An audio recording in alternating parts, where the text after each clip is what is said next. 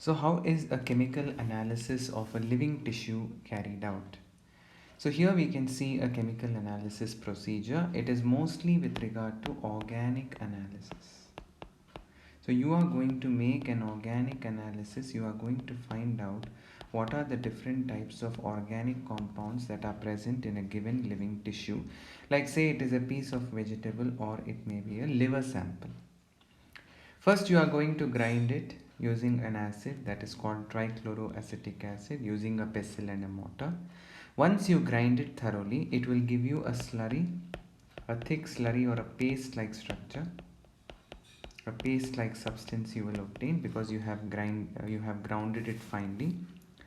Then after that you will filter it, you will strain it through, either you will use a regular cheesecloth or a cotton cloth, or you can use just a cotton pad. Using that you will strain it. Once you strain it, you will obtain two different fractions. Some of it doesn't pass through the cloth or some of it doesn't pass through the cotton.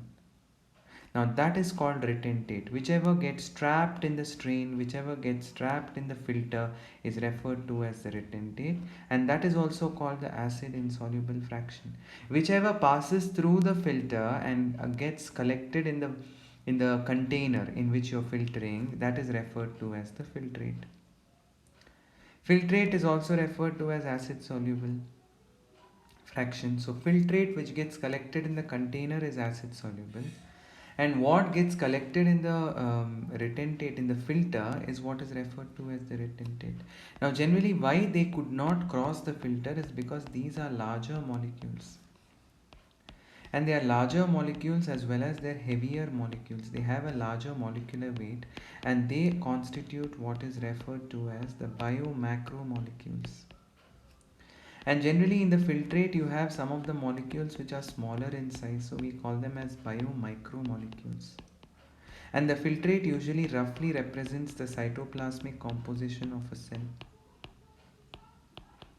It roughly represents all the micromolecules which are actually present in the cytoplasm. So it represents the cytoplasmic composition.